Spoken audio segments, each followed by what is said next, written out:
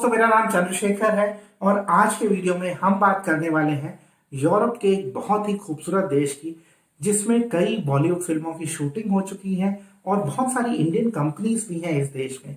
जी हाँ, आज हम बात कर रहे हैं यूरोप के मध्य में स्थित एक देश हंगेरी की। हंगेरी जो है वो शेंगन जोन में भी आता है और यूरोपियन यूनियन का हिस्सा भी है। तो इस वीडियो में मैं आपको बताने वाला हूँ बहुत सारी जानकारी। मैं आपको बताऊंगा Hungary as a country, Hungary में जॉब्स किस किस तरीके के हैं, स्किल्ड वर्कर्स के लिए भी और अनस्किल्ड वर्कर्स के लिए भी। मैं इसके अलावा वर्क परमिट का जो प्रोसेस होता है ये भी आपको बताने की कोशिश करूंगा। हंगेरी में सैलरीज कितनी है ये मैं आपको बताऊंगा। मैं आपको ये भी बताऊंगा कि एक्सपेंसेस कितने हैं, हर महीने का खर्चा कितना है। इसके अलावा हम बात करेंगे कि वर्क वीजा को कैसे अप्लाई करना है इंडिया में। मैं आपको ये भी बताऊंगा कि हंगेरी का रेजिडेंस परमिट आपको कैसे मिल सकता है या टेम्पररी रेजिडेंस कार्ड आपको कैसे मिलेगा। हम ये भी बात करेंगे कि फैमिली के लिए कैसी जगह है हंगेरी, आप अपनी फैमिली को अपने साथ ले जा सकते हैं या नहीं। इसके बाद हम बात करेंगे बच्चों के एजुकेशन की। सपोज करिए आप फैमिली के साथ जा रहे हैं, आपके बच्चे हैं, तो वो कैसे पढ़ सकते हैं हंगेरी में। और हम ये भी बात करेंगे कि परमानेंट सेटलमेंट का क्या प्रोसेस है हंगेरी में, कितने साल लगते हैं। इसलिए मैं आपसे रिक्वेस्ट करूंगा कि आप इस वीडियो को पूरा देखना, क्योंकि ये जो वीडियो है ये मेरे एक्सपीरियंस पे बेस्ड है। मैं हंगेरी में रहा हूं और मैंने वहां पे अपनी पढ़ाई की है, तो ये वीडियो बहुत ही ज्यादा यूजफुल होने वाला है आपके लिए। इससे पहले कि हम आगे बढ़े, मैं आपसे रिक्वेस्ट करूंगा कि आप हमारे यूट्यूब चैनल को सब्सक्राइब कर लीजिए, क्योंकि ऐसी यूजफुल इंफॉर्मेशन मैं आपके साथ शेयर करता रहता हूं। अब हम बात करें हंगेरी एज अ कंट्री।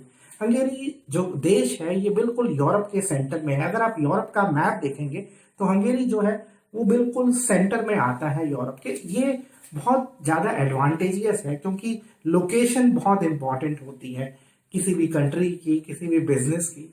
अब हंगेरी जो है ये, जैसे मैंने बताया, शेंगन जोन में आता है। इसके पड़ोसी देश हैं ऑस्ट्रिया है, स्लोवेनिया है, स्लोवाकिया है, यूक्रेन है, रोमेनिया है।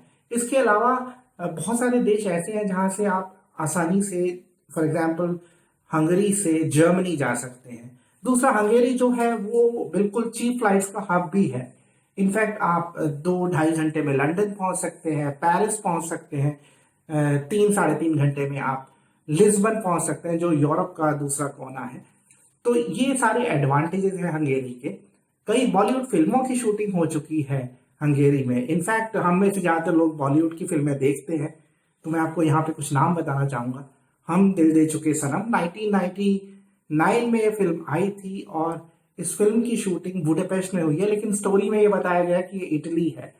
इसके अलावा सुल्तान एक फिल्म आई थी कुछ साल पहले सलमान खान की। देन राब्ता एक फिल्म आई थी सुशांत राजपूत की, जिसकी शूटिंग बुडापेस्ट में थी। शाहरुख खान की फिल्म हैरी मेट सेजल, इसकी भी शूटिंग बुडापेस्ट में हुई है। हंगेरी में ऑलरेडी बहुत सारी इंडियन कंपनीज है। अगर मैं कुछ मेजर कंपनीज की बात करूं तो टाटा कंसल्टेंसी सर्विसेज है, जिसमें तकरीबन 2,500 लोग काम करते हैं।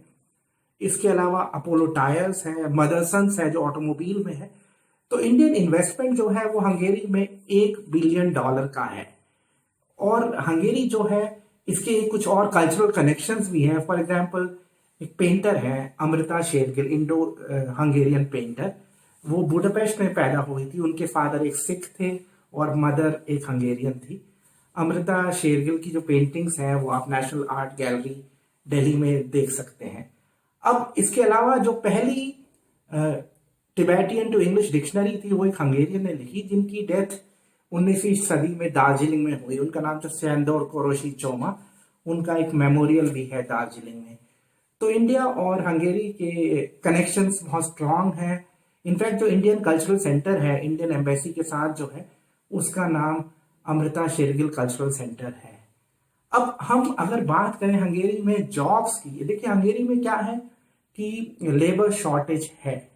अब हंगेरी में वेजेस कम है अगर हम जर्मनी से कंपेयर करें या फ्रांस से कंपेयर करें, तो बहुत सारे यंग हंगेरियंस जॉब के लिए जर्मनी चले जाते हैं, फ्रांस चले जाते हैं, ऑस्ट्रिया चले जाते हैं। ऑस्ट्रिया नेबरिंग कंट्री है एक। तो बहुत सारे, जैसे मैं खुद हंगरी और ऑस्ट्रिया के बॉर्डर पे स्थित एक हंगेरियन शहर में रहता था, तो मेरे शहर से बहुत सारे लोग काम करने के लिए ऑस्ट्रिया जाते थे, क्योंकि हंगेरी शेंगन जोन में है।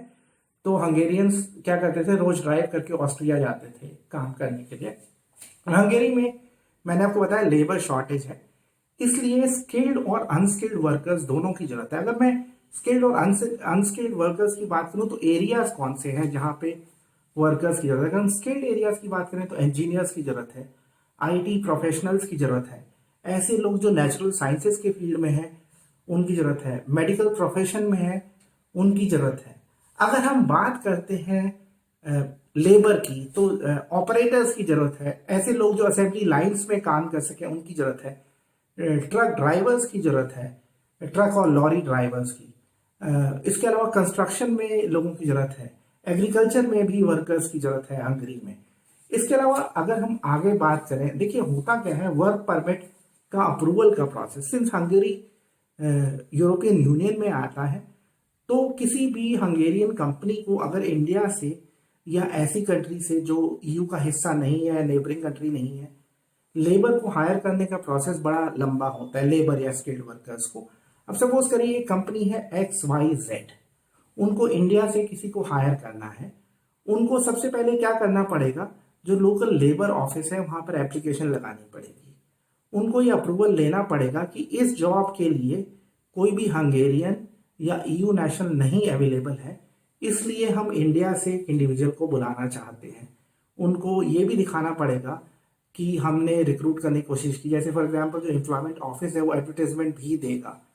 तो जब कोई ईयू नेशनल या हंगेरियन नेशनल नहीं होगा अप्लाई करने के लिए, अप्लाई करेगा लेकिन वो सिलेक्ट नहीं हो पाता है तो ही वो जो कंपनी है वो इंडिया से या थर्ड कंट्री से किसी इंडिविजुअल को रिक्रूट कर सकती है। कुछ एक्सेप्शंस भी हैं, जैसे अगर आप बहुत हाईली स्किल्ड हैं, आपकी वेजेस हाई हैं, तो ये प्रोसेस को बाईपास किया जा सकता है, लेकिन आमतौर पे ये प्रोसेस है।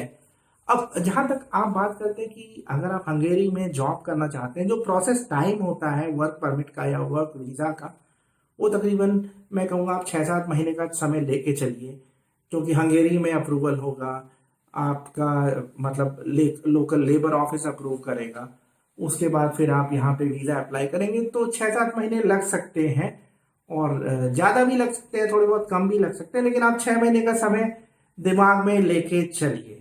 अब जहां तक हम सैलरीज की बात करें हंगेरी में, तो जो सैलरीज हैं वो रेंज करती है। अगर आप लेबर जॉब में जा रहे हैं तो आप एक्सपेक्ट करेंगे कि 550 से 650 यूरो आपको मिलेंगे। हंगेरी की करेंसी फोरेंट है, जो 1 रुपया है इसमें 4 फोरेंट आते हैं, यानी आपको जो सैलरी मिलेगी 1,80,000 फोरेंट से लेके 2,20,000 2,30,000 फोरेंट तक मिलती है लेबर जॉब्स में।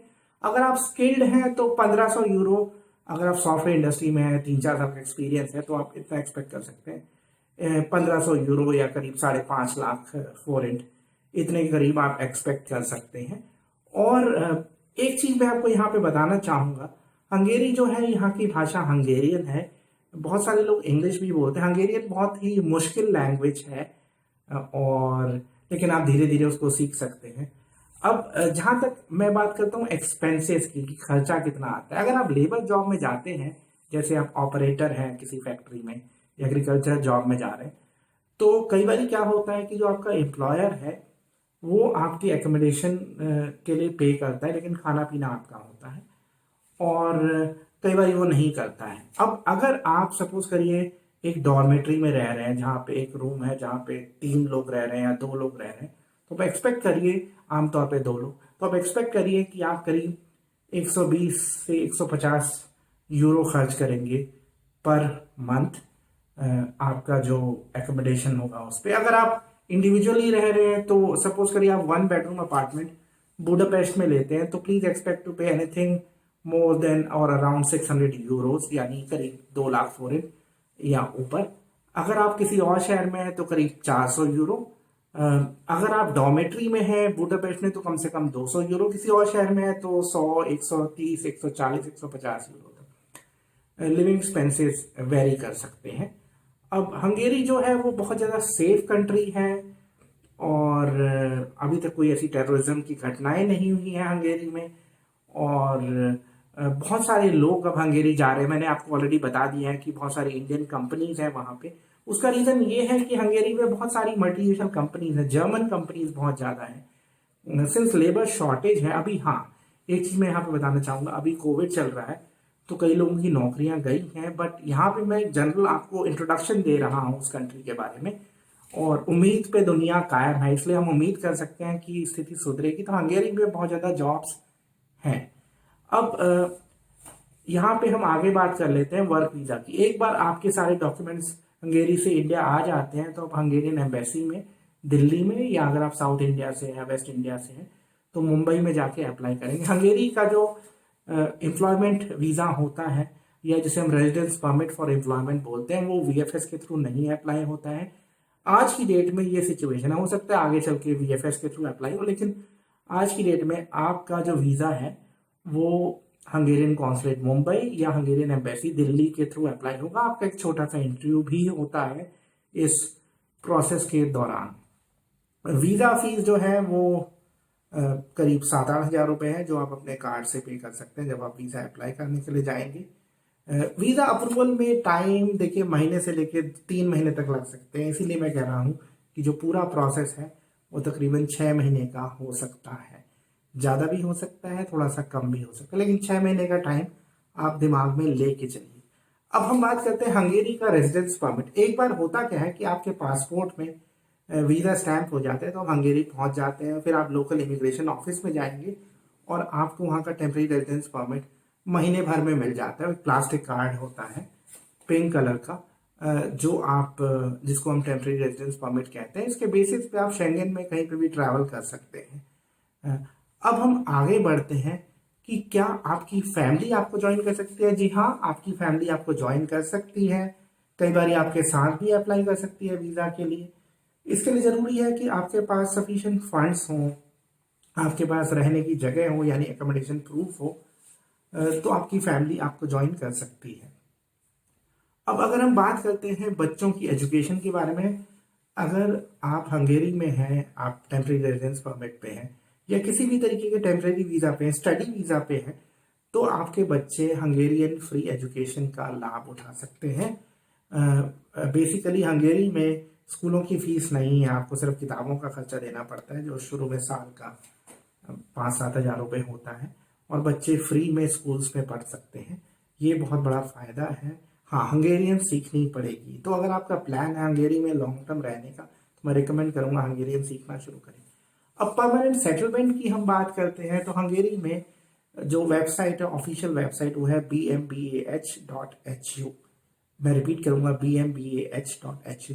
उसके अकॉर्डिंग आप 3 साल के बाद नेशनल परमानेंट रेजिडेंस कार्ड के लिए अप्लाई कर सकते हैं।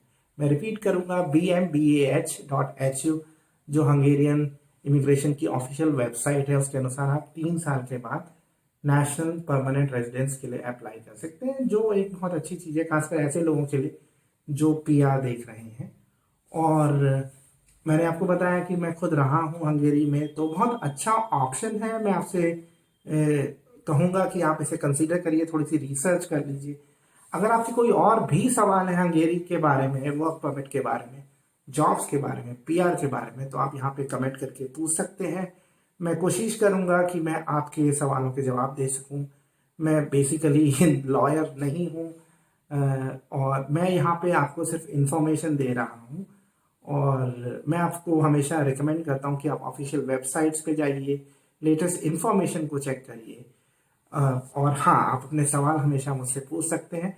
तो आज के वीडियो में बस इतना ही। मैं जाते हुए आपसे फिर दोबारा से रिक्वेस्ट करूंगा कि आप हमारे YouTube चैनल को सब्सक्राइब करिए, और उसके अलावा इसे शेयर करिए अपने फ्रेंड्स के साथ, क्योंकि मैं एक चीज़ बहुत कॉन्फिडेंस के साथ बता सकता हूँ कि मैं अपने वीडियोस को बनाने से पहले बहुत ज़्यादा रिसर्च करता हूँ।